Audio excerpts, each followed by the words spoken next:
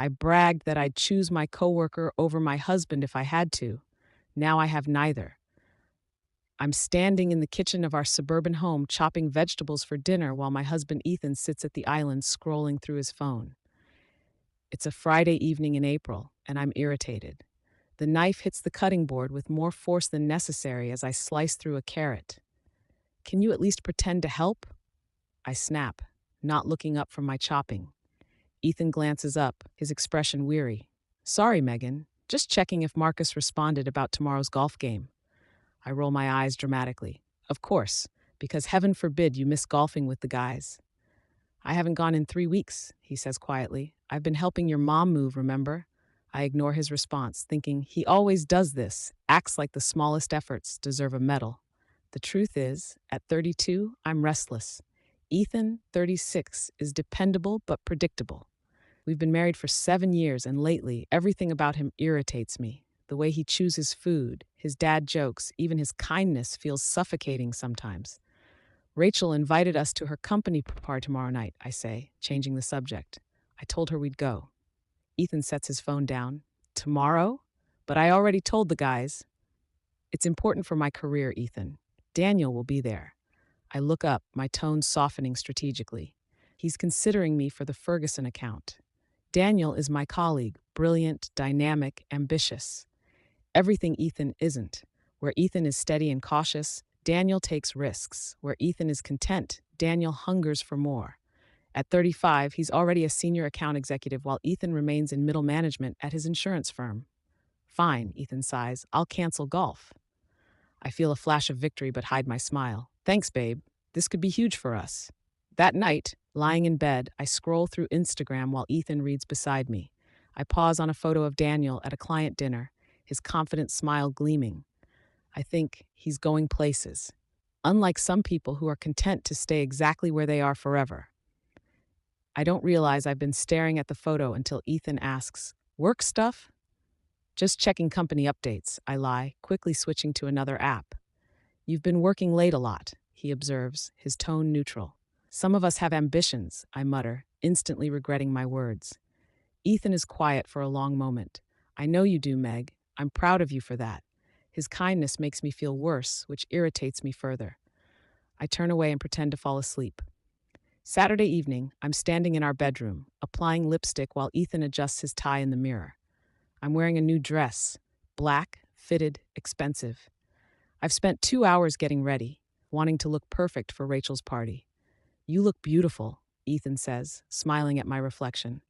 "Thanks," I reply distractedly, checking my phone. Daniel has texted about meeting early to discuss strategy before talking to Ferguson. My pulse quickens.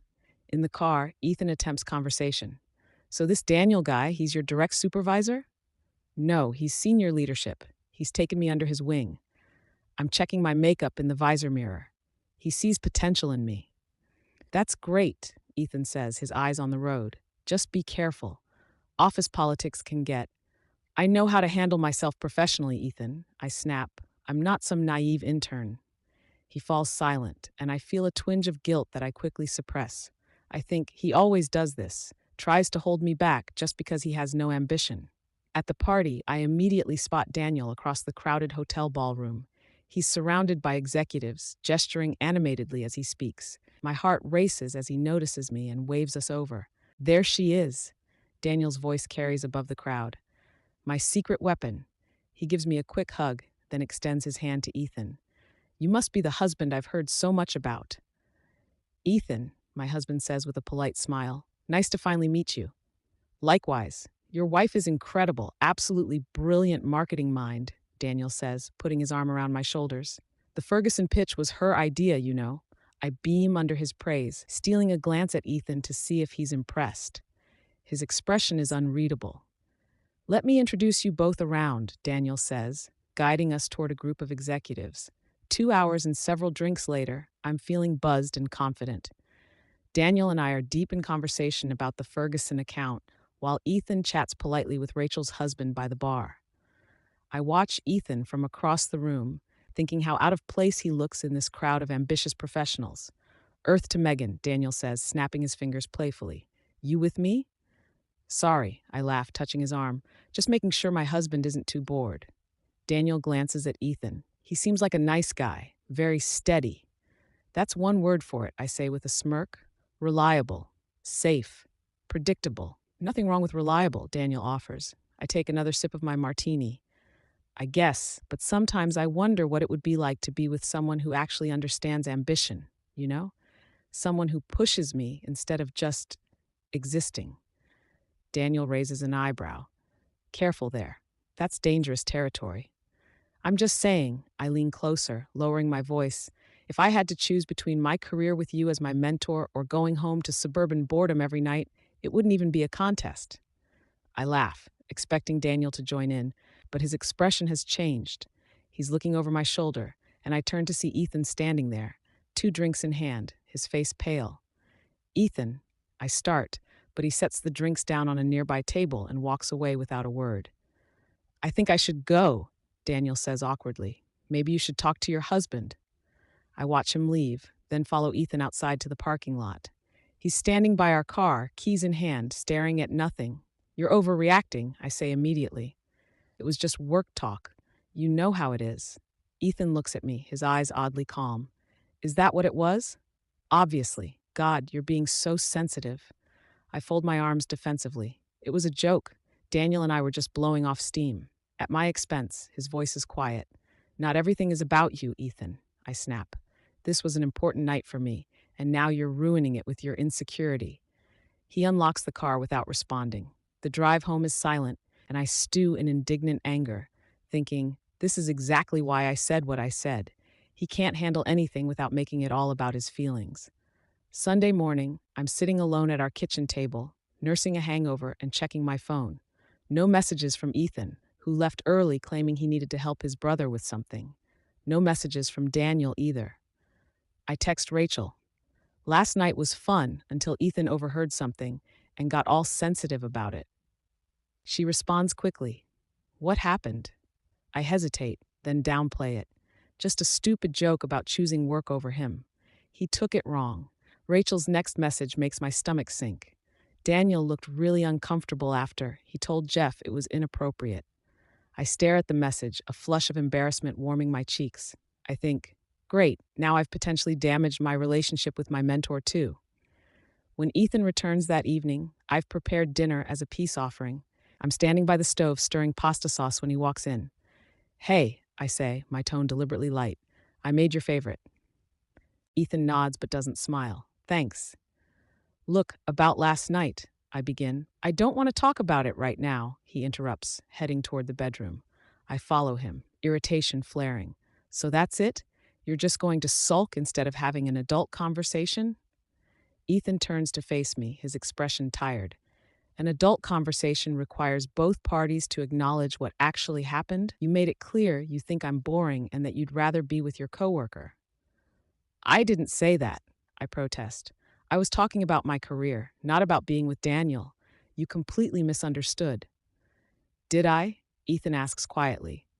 Because it sounded pretty clear to me, and based on how uncomfortable your mentor looked, I think he understood it the same way. My face burns. You're twisting my words. I'm going to sleep in the guest room tonight, he says, grabbing his pillow. I need some space to think. As he walks away, I call after him. Fine, be dramatic. This is exactly why I said what I said. Alone in our bedroom, I text Daniel. I'm so sorry about last night. Ethan misunderstood what I was saying, and it created an awkward situation. There's no response. Monday morning, I'm at my desk at work, nervously waiting for Daniel to arrive. When he finally walks in, he gives me a brief nod but heads straight to his office without stopping to chat, as he usually does. At lunch, I knock on his door. Got a minute? Daniel gestures for me to enter but remains focused on his computer. What's up, Megan? About Saturday night. I begin. He finally looks at me. Let's be clear about something. I respect you professionally, but what you said crossed a line. I mentor you because you're talented, not because I have any interest in coming between you and your husband. That's not what I meant, I insist. I was just trying to express how much I value our professional relationship. Daniel gives me a skeptical look. By saying you'd choose me over your husband? When he puts it that way, I have no good response. The Ferguson account is still yours, he says after a moment. But I think it's best if we keep our interactions strictly professional from now on. No more drinks, no more outside meetings. I leave his office feeling humiliated, thinking, Ethan ruined this too. If he hadn't overreacted, Daniel and I would still be fine. 2 weeks later, I'm sitting on our couch scrolling through Netflix, waiting for Ethan to come home. Things have been tense between us. Conversations limited to practical matters, our usual intimacy non existent. When he walks in, he's carrying a folder. He sits in the armchair across from me instead of his usual spot beside me on the couch. We need to talk, he says. I put down the remote, suddenly alert. Okay. I've been doing a lot of thinking, he says, his voice steady. About us, about what you said at the party, and about other things you've said over the past year. Ethan, I start. He holds up a hand. Please let me finish. I realize that comment wasn't an isolated incident. It was just the first time I actually heard you say out loud what you've been showing me for a long time, that you don't respect me. That's not true, I protest. Isn't it? He counters. You make dismissive comments about my job, my friends, even the way I relax. You roll your eyes when I speak. You interrupt me constantly. You criticize my ambitions for not matching yours. I feel defensive anger rising. So I occasionally get frustrated. That's normal in any marriage. It's not about frustration, Megan. It's about fundamental respect. And I don't think you have that for me anymore. He opens the folder and slides a document across the coffee table. I stare at it in disbelief. Separation papers, he explains quietly. I'm not filing for divorce yet. I think we should take some time apart first. You can't be serious, I say, my voice rising. You're throwing away 7 years of marriage over one stupid comment? No, Ethan says firmly. I'm recognizing that we've grown apart. You clearly want something or someone different than who I am, and I deserve to be with someone who values me. This is ridiculous, I snap, standing up. You're overreacting, as usual. See? He sighs. That's exactly what I mean. You can't even consider that my feelings might be valid. So that's it? I ask, tears of anger forming. You're just giving up? I'm not giving up. I'm acknowledging reality. He rises, picking up a small suitcase I hadn't noticed by the door. I'm staying with Marcus for a while. I think we both need space to figure out what we really want. As he reaches the door, I call out, What about counseling? Shouldn't we at least try? Ethan pauses. Do you actually want counseling? Or do you just not want to be the one who got left? His question hits me like a slap. I have no answer. That's what I thought, he says softly, and closes the door behind him. 1 month later, I'm sitting at my desk at work, staring at an email from HR. The Ferguson account, my big opportunity, has been reassigned due to concerns about team dynamics. I know immediately what this means. Daniel has taken me off the project. I march to his office, knocking sharply before entering without waiting for a response. You're taking away my account?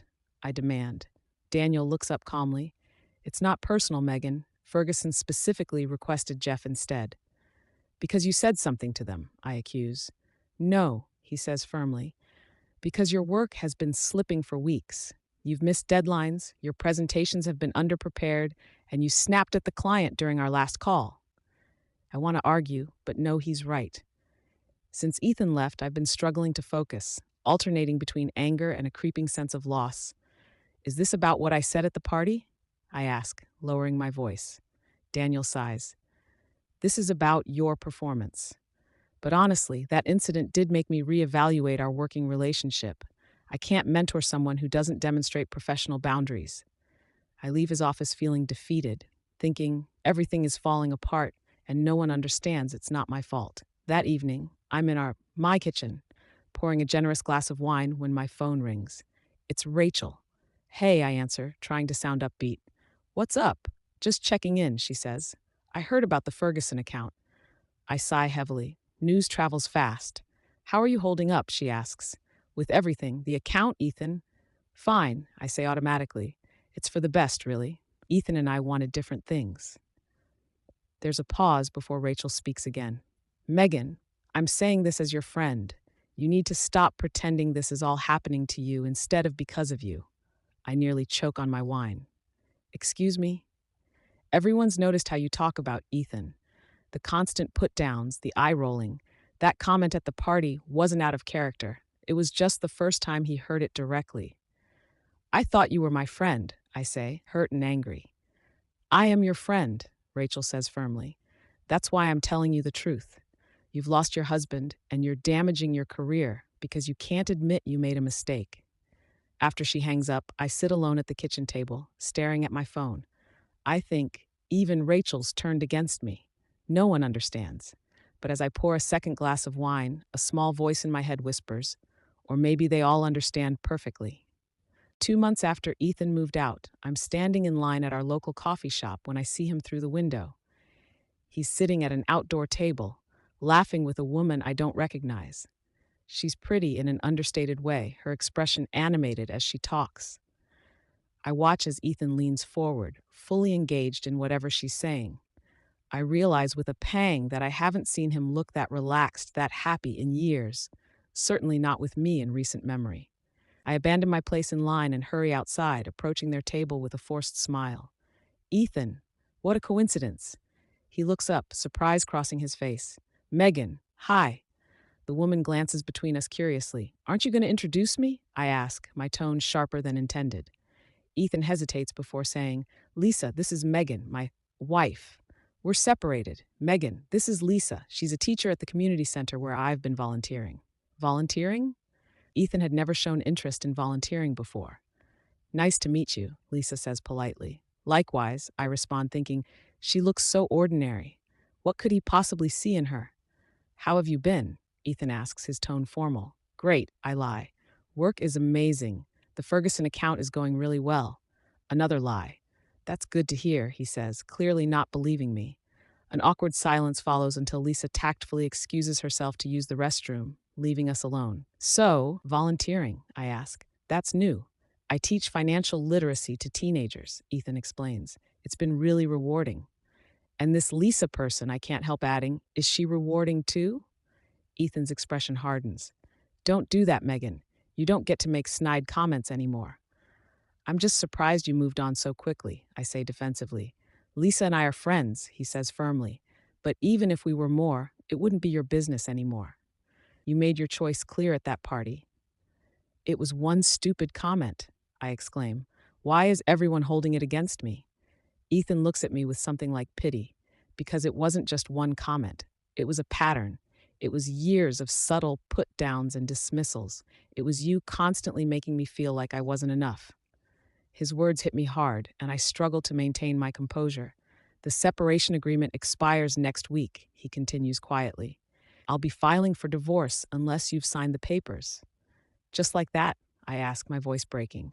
7 years over? It's been over for a while, Ethan says gently. We just hadn't admitted it yet. As Lisa returns, I stand abruptly. I should go. Enjoy your date. It's not a, Ethan begins, but I'm already walking away, tears blurring my vision. That night, I'm curled up on the couch, scrolling through old photos on my phone. Happy vacations, holiday gatherings, casual selfies of us looking content. I pause on a picture from 3 years ago, Ethan and me at his parents' anniversary party. I'm looking at the camera, but he's looking at me with such obvious adoration. I think, when did I stop seeing that look? When did I start taking it for granted?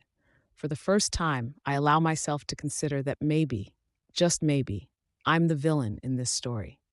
3 days later, I'm sitting in my office when my phone rings. It's my mother. Have you heard from Ethan? She asks without preamble. Not since I ran into him at the coffee shop, I reply. Why? I just got a call from Marcus. Ethan's been promoted to regional director at his firm. I sit up straighter. What? He never mentioned applying for a promotion. Apparently, he's been working on a major project for months, my mother continues. Something about modernizing their client systems. Marcus said the CEO personally commended him. After hanging up, I stare at the wall, processing this information. Ethan had been ambitious after all, just not in the flashy way I valued. While I'd been chasing validation from Daniel, Ethan had been quietly advancing his career. I think he never told me because I never showed interest in his work. I was too busy dismissing it as boring. That evening, driven by a mixture of curiosity and something else I can't quite name, I look up Ethan's company online. There's a recent news release announcing his promotion, accompanied by a photo of him accepting an award from the CEO. He looks confident, professional, almost like a stranger. The article quotes him. This initiative was about seeing the potential in systems others had written off as outdated. Sometimes the most valuable assets are the ones people overlook because they're not flashy enough. I wonder if he's talking about more than just computer systems. I scroll through his social media next, something I haven't done since before our separation. There are photos of him at volunteer events, hiking with friends I don't recognize, and yes, several with Lisa. In one, they're surrounded by teenagers, all wearing t-shirts for a financial literacy workshop. Ethan looks happy, healthier even, his face less tired than I remember. Meanwhile, my own life has contracted. The Ferguson account is gone. Daniel keeps me at arm's length professionally. Friends like Rachel have stopped calling as much. My mother, who always liked Ethan, has become noticeably cooler toward me.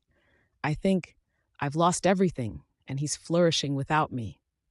The next morning, I'm standing in our bedroom, my bedroom now, staring at my reflection. I barely recognize the bitter, defensive woman looking back at me. When did I become this person? On impulse, I grab my phone and text Ethan, "Congratulations on your promotion. Mom told me. You deserve it." His response comes hours later, just 2 words, "Thank you." I want to say more, to explain, to apologize, but I don't know where to begin. So instead, I do something I should have done months ago. I call a therapist. 6 weeks later, I'm sitting in my therapist's office, fidgeting with a tissue. "I signed the divorce papers yesterday," I tell Dr. Rivera. "They're being delivered to Ethan's lawyer today." She nods. "How do you feel about that?" "Sad," I admit, "but it's the right thing to do. I can see that now." After weeks of therapy, I've finally confronted some uncomfortable truths about myself. My constant belittling of Ethan wasn't about him. It was about my own insecurities.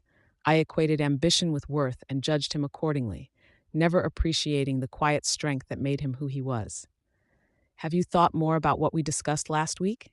Dr. Rivera asks. "About making amends?" I nod. I wrote him a letter, not asking for forgiveness or reconciliation, just acknowledging what I did wrong, taking responsibility. "That's significant progress, Megan," she says. "6 weeks ago, you were still insisting everyone else was the problem."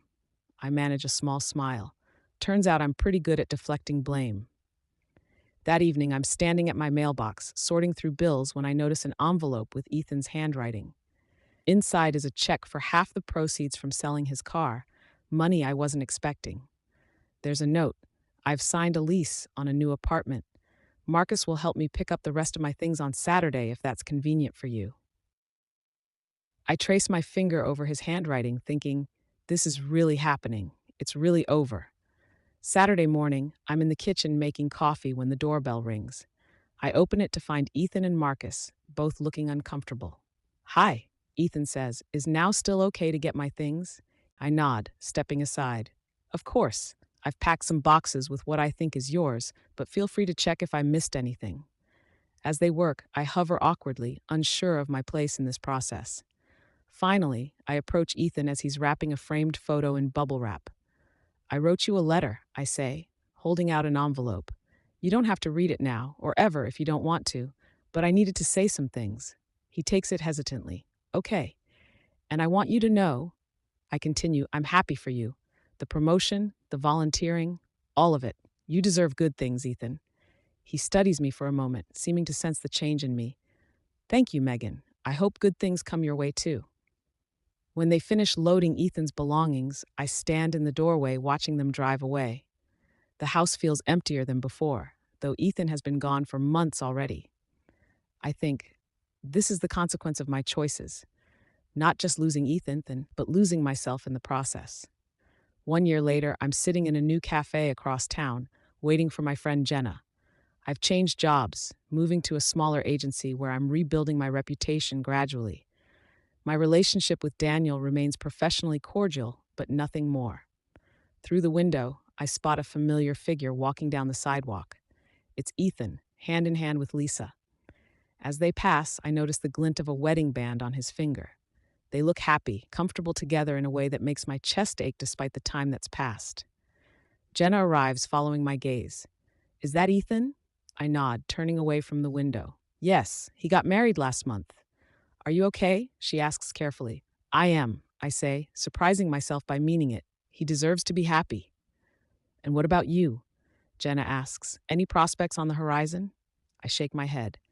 I'm not ready for that yet. I'm still working on myself, figuring out who I want to be. The truth is, therapy has helped me recognize patterns I'm not eager to repeat.